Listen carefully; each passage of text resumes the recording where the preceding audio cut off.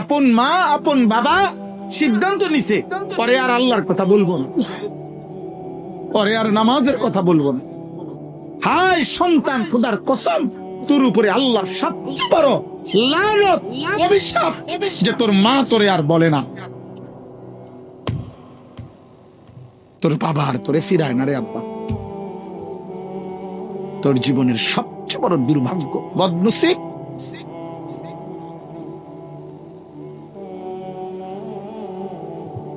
দুনিয়া পেয়ে খুশি হয়ে গেছো, নারী দেখতেছো, ছবি দেখতেছো, মোবাইল দেখতেছো, নাচ গান করতেছো, ফুর্তি করতেছো, মন মতো চুল ফিরাইতেছো, যেখানে মন সে সেখানে আড্ডা দিতে পারতেছো, অবাধ, মুক্ত, স্বাধীন, আজাদ। আল্লাহ বলেন দুনিয়া পেয়ে যে খুশি হয়ে গেছে। তিন, ওয়াতমাআন্নু বিহা, যেটুকু দুনিয়া অর্জন করেছে মৃত্যুর আগে এতটুকুর উপরে নিশ্চিন্ত হয়েছে। জি, নিশ্চিন্ত। এগুলো হলো চাচাদের ব্যাপারে।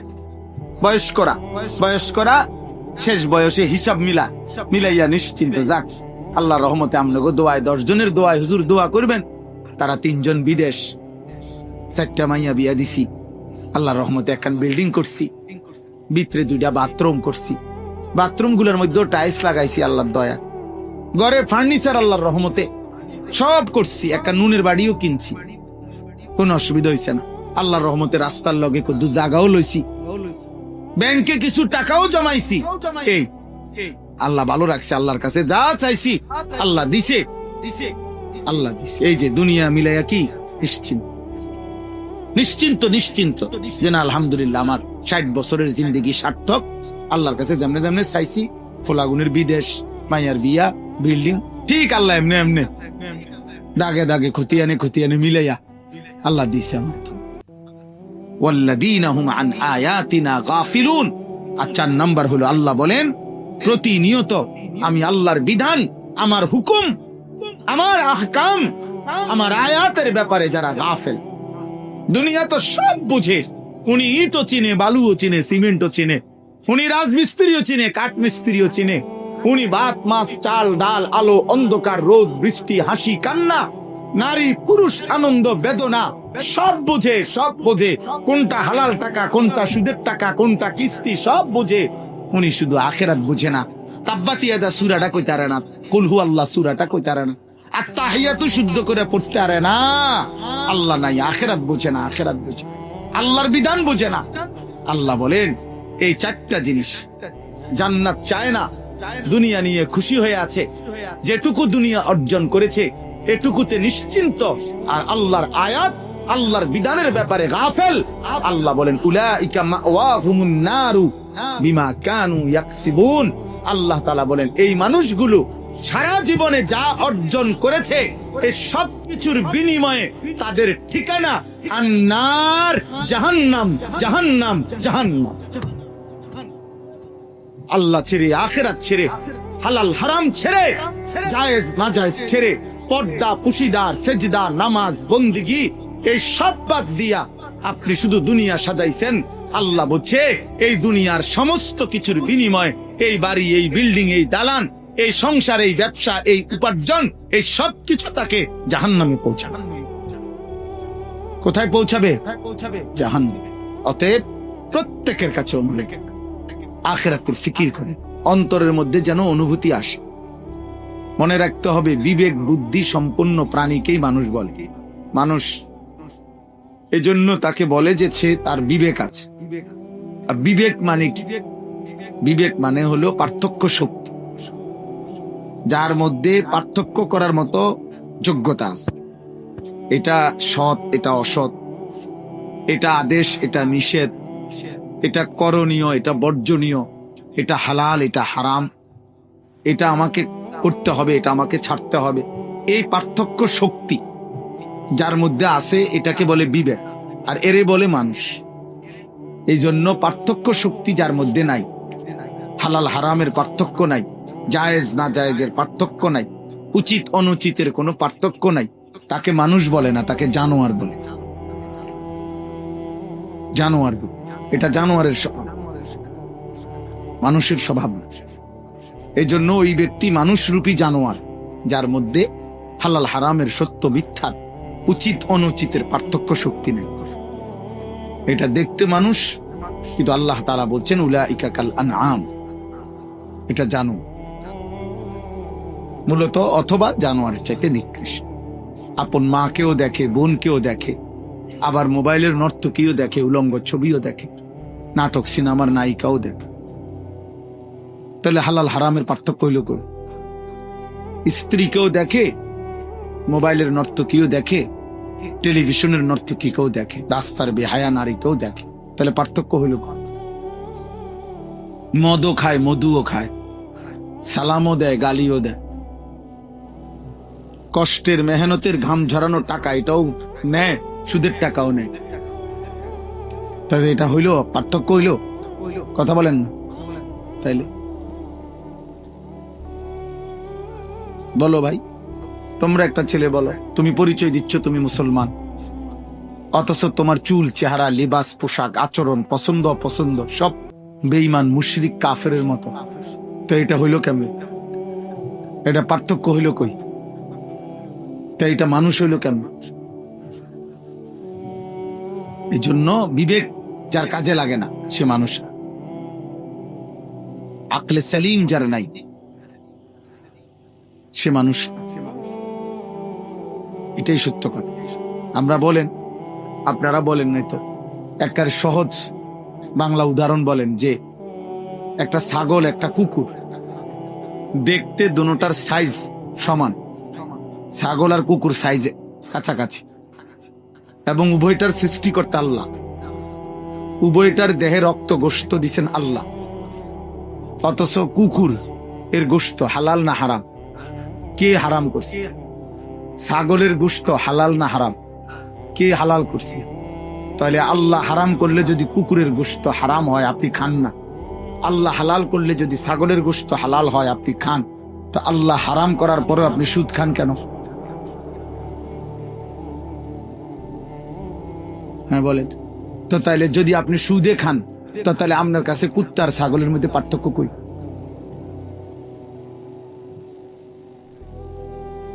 বলেন না কেন? তো তাইলে এই জন্য এটা বড় বিষয়।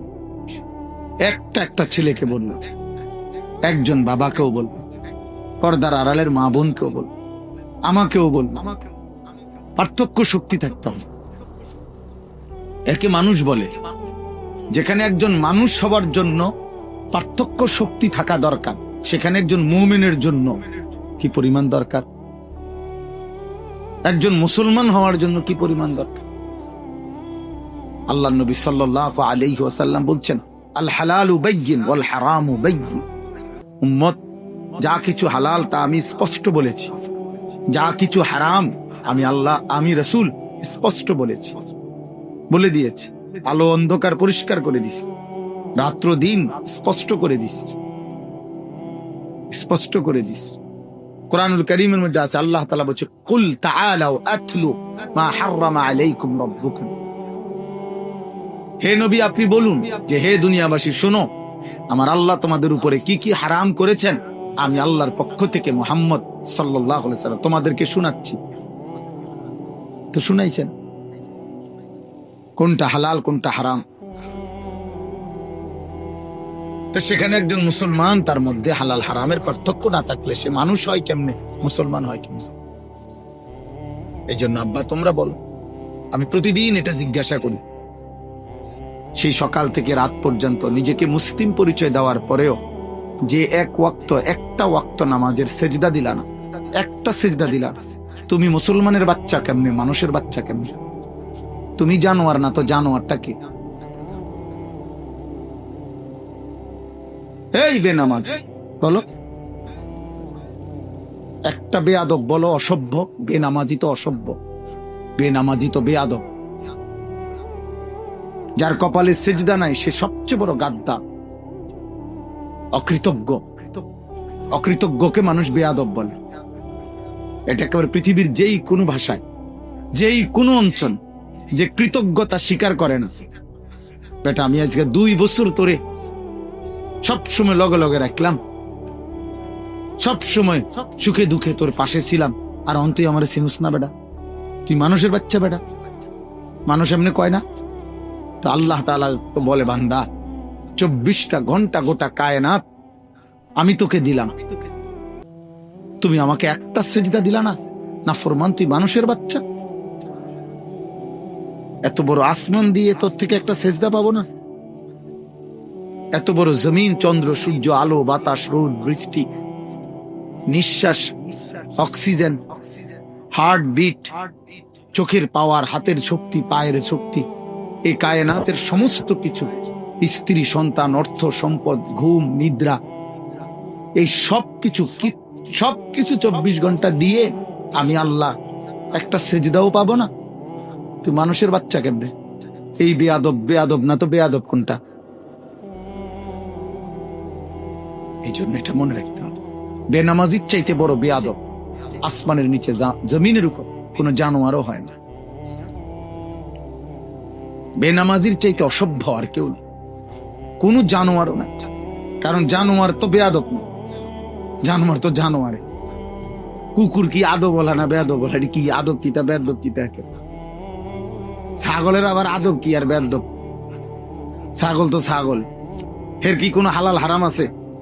কথা বলেন না কেন? জায়েজ না জায়েজ আছে কিছু? তো তাইলে এটা বোঝা উচিত। সামান্যতম ভাইয়া, বাবা, ছেলেরা মনে রাখো, এই দিন রাত্রি তোমাদের এই মোবাইলের শেষ,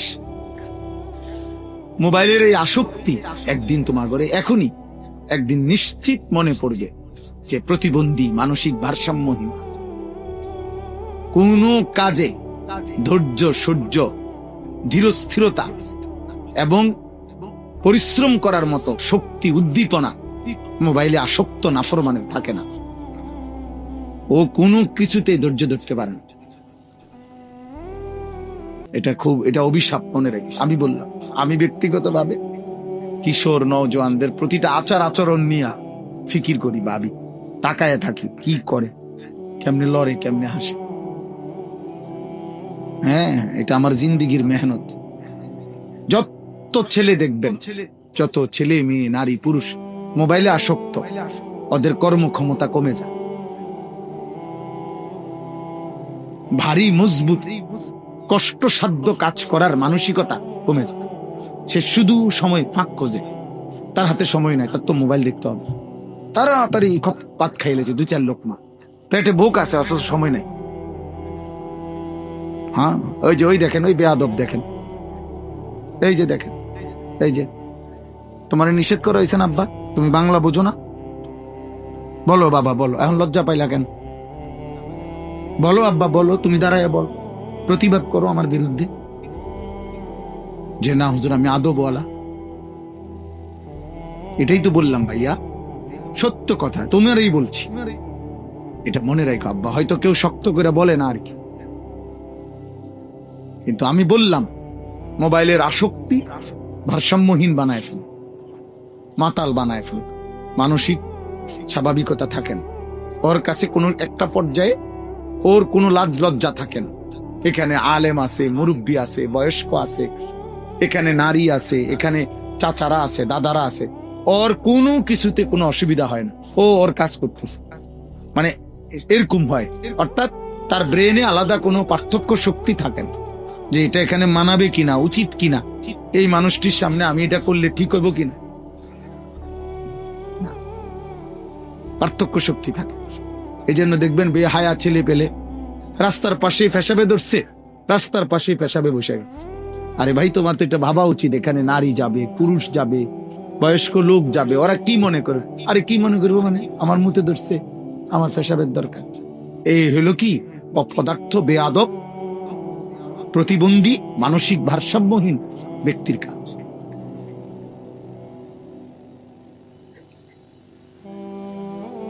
অথচ আল্লাহ নবী সাল্লাল্লাহু আলাইহি সাল্লাম, সাহাবায়ে কেরাম বর্ণনা করছেন, আল্লাহ নবী বলছেন রাস্তায় তোমরা বসবা না, বসতে পর্যন্ত নিষেধ করছে, পেশাব তো দূরে থাকে। হ্যাঁ, আল্লাহ রাসূল সাল্লাল্লাহু আলাইহি সাল্লাম বলছেন সাবধান, তোমরা বসবা, ইয়াকুমুল জুলুসা ফিত তুরকাত, সাবধান তোমরা রাস্তায় বসা থেকে বিরত থাকো। সাহাবারা বলছেন, ইয়া রাসূলুল্লাহ, মাঝে মাঝে আমাদের অবস্থা এত সংকীর্ণ যে রাস্তায় আমরা এক পাশে যদি কয়েকজন আমরা না বসি, আমাদের এই ছাড়া একত্রে কথা বলার মতো কোনো জায়গায় নাই। মাঝে মাঝে আমাদের অবস্থা এমন হয়, তখন আমরা কি করব? আল্লাহর নবী সাল্লাল্লাহু আলাইহি ওয়াসাল্লাম বলছেন, তাহলে তখন রাস্তার হক আদায় করব। ফাআতুত তারিকা হাক্কাহু, রাস্তার হক আদায় করব। তো সাহাবারা বললেন, ওমা হাক্কুত তারিক ইয়া রাসূলুল্লাহ, রাস্তার হক? নবীজি বললেন, গদ্দুল বাসার, চোখ নামায় রাখা। ভিন নারী ভিন মানুষ চলতে পারে, তুমি সেখানে তাকাবান, চোখ নামাবা। এক, কাফুল আদা, রাস্তা থেকে কষ্টদায়ক জিনিস সরায় দিবে। তিন, রদ্দুস সালাম, কেউ সালাম দিলে সালামের জবাব দিবে। চার, আমরুন বিল মারুফ, নেক কাজের কথা বলবা। নাহিয়ুন আনিল মুনকার, গুনার কাজ থেকে বিরত রাখবা। কি বলে নাই নবী আমাদের? আহ, যথাযথ চর্চা যদি থাকতো, জীবনটার মধ্যে যদি আমরা গ্রহণ করার মানসিকতা থাকতো, আল্লাহর কসম জীবন আমাদের অনেক সুন্দর হতো। পৃথিবী তাকায় থাকতো আমাদের, মুসলমানদের। পৃথিবীর যাবতীয় বুদ্ধি মুসলমানদের থেকেই নিত। দুর্ভাগ্য আমাদের, বেঈমান আমাদেরকে বাচ্চাদের মতো একটা চিপস দিয়া বাচ্চারা যেমন ভুলায় দেয়, বেঈমান আমাদের বাচ্চাদেরকে, ছেলেদেরকে একটা 12,000 টাকা 14,000 টাকার মোবাইল দিয়ে তার সব নিয়ে গেছে। এক ওয়াক্ত সেজদা, নামাজ, চুল, চেহারা, লেবাস, পোশাক, তার দিল, তার কলিজা, তার আত্মা, তার জীবন, যৌবন, শরীর, স্বাস্থ্য, সময়, রাত, দিন সব নিয়ে গেছে। সব এই কয়টা নর্তকী দেখায় উলঙ্গ ছবি, অথচ সেও জানে এর জীবনও হে পাবেন। আমেরিকার নর্তকী তুই মিলাবি কেমনে? ইন্ডিয়ার নর্তকী তুমি করবা কি করবা? পাইবা কেমনে ওরে? আর পাইলেও বলে এই নাপাক, এই মুশরিক, এই বেঈমান নারী দিয়া তুমি করবা কি? কিন্তু আহা, এতটুকু বুঝ তার কলিজার মধ্যে।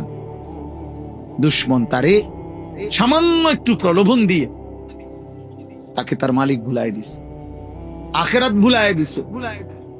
মুসলমানের ঘরে ঘুমায়, বাবা মা মুসলমান, দাদা দাদি, নানা নানি মুসলমান। আমি তো নিষেধ করি নাই, তুমি পড়ো স্কুলে, পড়ো কলেজে, তুমি একদম হিমালয় পর্বতের উপরে উঠে লাও, আটলান্টিক মহাসাগরের নিচে যাও।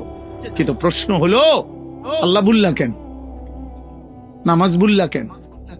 মালিকের কোরআন পড়তে পারো না কেন? আল্লাহর নামের একটা তাসবিহ পড়তে পারো না কেন? নবীর শিখানো 10টা দোয়া বলতে পারো না কেন? হ্যাঁ, এটার বাধা কি? এটা ছুটে গেল কেন? আব্বা, বাথরুমে ঢুকতে দোয়াটা পারো না কেন? বের হইতে দোয়াটা পারেন না কেন? আপনি না মাস্টার্স পড়ছেন, আপনি না এসএসসি পাস করছেন, আপনি না ইন্টারমিডিয়েট পাস করছেন, আপনি না অনেক কিছু করছেন, তো এটা ভুলে গেলেন কেন? এটা বাদ দিলেন কেন? আখেরাত বাদ দিলেন কেন? আল্লাহ আমাদেরকে বিবেক দান করে। চলেন, আল্লাহ তাআলা বলেন যে আল্লাহর সাক্ষাৎ চায় না, মানে জান্নাত চায় না। 2, ওয়ারাদু বিল হায়াতিদ দুনিয়া, যে দুনিয়ার জীবন পেয়ে খুশি হয়ে গেছে। কি পেয়ে খুশি হয়েছে বলেন? দুনিয়ার জীবন। খাইতেছে, ঘুম যাইতে আছে, হ্যাঁ, দুনিয়া লইয়া মোটামুটি মনের চাহিদা পূরণ হইতেছে, নাচতেছে, খাইতেছে, ফুর্তি করতেছে। মন চাইলে এক বেলা পরিশ্রম করে, আরেক বেলা গান শোনে, বাহ, এক বেলা মেহনত করে, আরেক বেলা সাদোয়ানি গপ মারে। কোনো অসুবিধা নাই, মানে ভালোই চলছে আল্লাহর রহমতে। কি অবস্থা কাকা, কেমন আছে? ভালো, আল্লাহ ভালো রাখছে, আল্লাহর ভালোই রাখছে। মানে দুনিয়া পেয়ে খুশি, দুনিয়া পেয়ে। আমাদের যুবক ছেলেরা, কিশোর ছেলে, তোমরা আব্বা শুধু একটা মোবাইল ব্যবহারের স্বাধীনতা পাইছো তুমি, অর্থাৎ তোমার বাবা অক্ষমতার কারণে, তোমার মায়ের দুর্বলতার কারণে ওরা তোমারে ধরতে পারে নাই, ওরা তোমারে ফিরাইতে পারে নাই, ওরা তোমার কাছে ব্যর্থ হয়ে গেছে। তোমার গাদ্দারের মতো চেহারা, তোমার মুশরিকের মতো চুল, আর তোমার বেঈমানের মতো চোখের চাহনি আর চলাফেরা দেখা বাবা কাঁপে, মা ভয় পায় যে তারে দেখতে শুনতে যেই চুল চেহারা, তারে কইলে বেশি কিছু কইলে কোনটা করে কি মাথা ফাটাইয়ালায়, না বিল্ডিং ভাঙ্গালায়, না আলমারি ভাঙ্গালায়, বলা যায় না। আপন মা, আপন বাবা সিদ্ধান্ত নিছে, পরে আর আল্লাহর কথা বলবো না।